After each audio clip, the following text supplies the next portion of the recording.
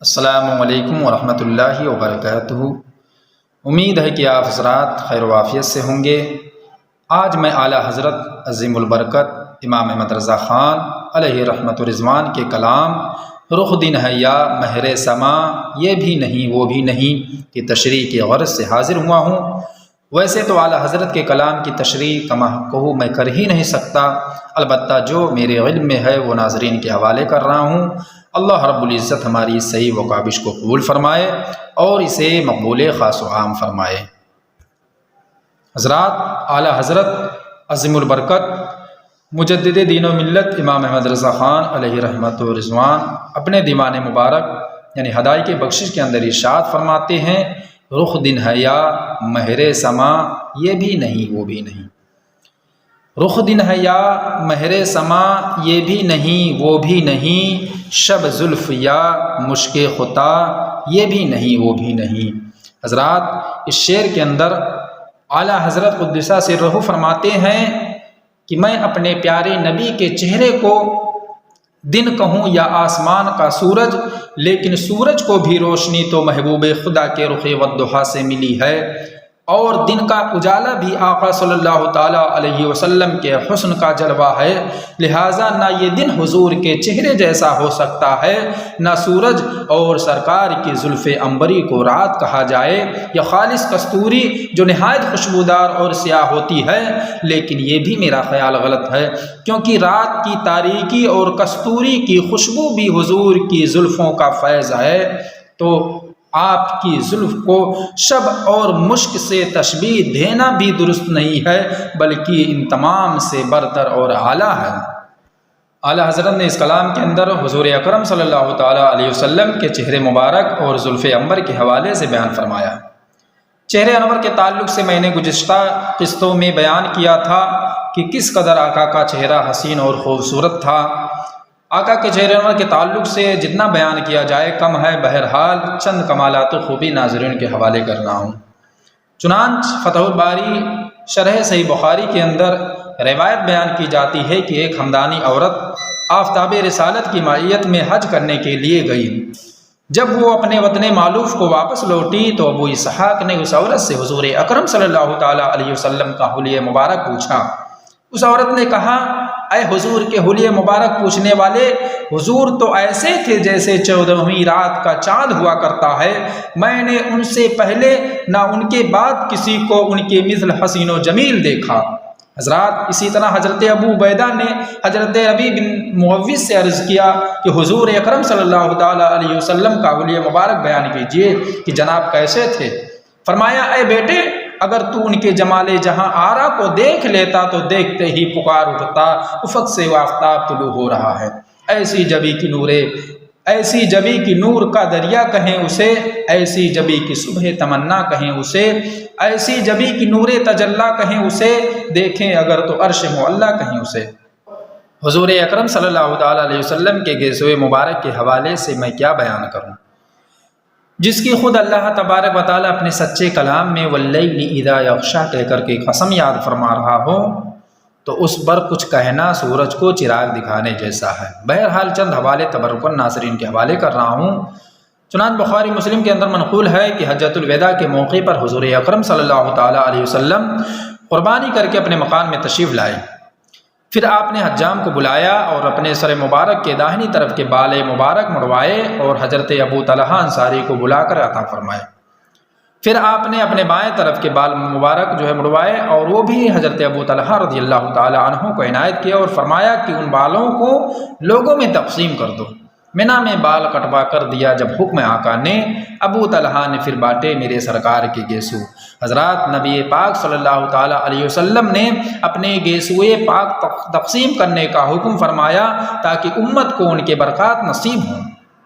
حضرات، آپ کے بال مبارک ہزاروں کی تعداد میں تھیں، صحابہ ان بالوں سے دینی اور دنیاوی فائدے حاصل کرتے تھے۔ چنانچہ حضرت خالد بن ولید رضی اللہ تعالیٰ عنہ آپ کے بال کی برکت سے فتوحات حاصل کرتے تھے۔ فقط اس واسطے خالد نے ہر مارکا جیتا، انہوں نے ٹوپی میں رکھے میرے سرکار کے گیسو۔ حضرت عثمان بن عبداللہ رضی اللہ تعالی عنہ فرماتے ہیں کہ میری بیوی کی یہ عادت تھی کہ گھر میں جب بھی کسی کو نظر لگتی یا کوئی بیمار ہوتا تو وہ برتن میں پانی ڈال کر حضرت ام سلمہ رضی اللہ تعالی عنہ کے پاس بھیج دیا کرتی، اس لیے کہ ان کے پاس حضور اکرم صلی اللہ تعالی علیہ وسلم کا منہ مبارک تھا۔ حضرت ام سلمہ رضی اللہ تعالی عنہ حضور کا منہ مبارک پانی میں ڈال کر ہلا کر دیتی اور مریض وہ پانی پی لیتا جس سے اس کو شفا ہو جاتی۔ گھماتی ام سلمہ پانی میں منہ مبارک کو، مریضوں کو شفا دیتے میرے سرکار کے گیسو۔ اعلیٰ حضرت اگلے شعر کے اندر فرماتے ہیں ممکن میں یہ قدرت کہاں، ممکن میں یہ قدرت کہاں، واجب میں عبدیت کہاں، حیراں ہوں یہ بھی ہے خطا یہ بھی نہیں وہ بھی نہیں۔ فرماتے ہیں کہ اگر حضور اکرم صلی اللہ تعالیٰ علیہ وسلم کو ممکن یعنی عام انسانوں کی طرح سمجھا جائے تو پھر ایک عام انسان میں یہ طاقت و قدرت کہاں ہے کہ وہ درختوں کو بلا لے، پتھروں سے کلمہ پڑھوا لے، سورج کو لوٹا لے اور ایک انگلی کے اشارے سے چاند کے 2 ٹکڑے کر دے، کبھی 5 انگلیوں سے پانی کے چشمہ بہا دے۔ یہ قدرت معشومہ میں ہرگز نہیں ہے، لیکن حضور اکرم صلی اللہ تعالیٰ علیہ وسلم کے اندر یہ تمام خوبیاں موجود ہیں۔ سورج الٹے پاؤں پلٹے، چاند اشارے سے ہو چاک، اندھے نجدی دیکھ لے قدرت رسول اللہ کی۔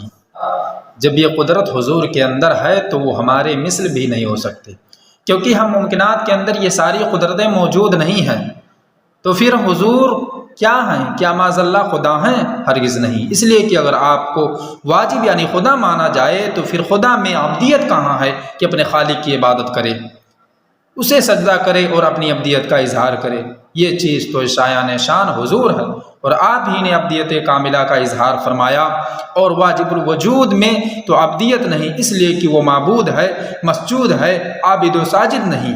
لہٰذا یہ دونوں صورتیں ممکن اور واجب کی بیان کر کے اعلیٰ حضرت قدس سرہ حیرانی کا اظہار فرماتے ہیں، حیراں ہوں یہ بھی ہے خطا یہ بھی نہیں وہ بھی نہیں، یعنی ممکن بھی نہیں اور واجب بھی نہیں، پھر حضور کیا ہیں؟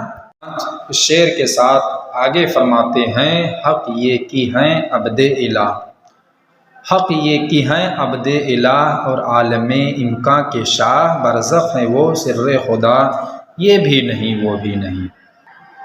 فرماتے ہیں حق تو یہ ہے کہ حضور اکرم صلی اللہ تعالی علیہ وسلم اللہ تعالیٰ کے بندے اور ساری کائنات کے بادشاہ ہیں، ادھر اللہ سے واصل ادھر مخلوق میں شامل کے مطابق ایک ہاتھ آپ کا خدا کے ہاتھ میں ہے اور دوسرا مخلوق کے ہاتھ میں، ادھر خدا سے لیتے ہیں ادھر خدائی میں بانٹتے ہیں۔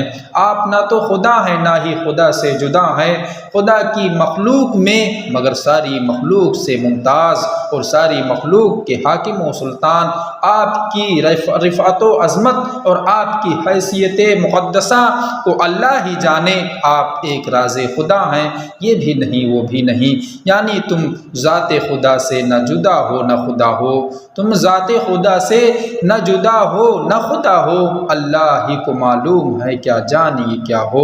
اس لیے کہ حضور اکرم صلی اللہ تعالی علیہ وسلم نے خود فرمایا لم یعرفنی حقیقتا غیر ربی، میری حقیقت میرے رب کے سوا کوئی نہیں جانتا۔ حضرات ہماری حیثیت ہی کیا ہے جو ہم آقا کو پہچان سکے؟ ہم صرف آمنا و صدقنا ہی کہہ سکتے ہیں، اور محبوب خدا سر الہ سرور انبیاء کے متعلق مختصر الفاظ میں وہی کہہ سکتے ہیں جو بریلی کے امام نے کہا، لیکن رضا نے ختم سخن اس پہ کر دیا، خالق کا بندہ خلق کا آقا کہوں تجھے۔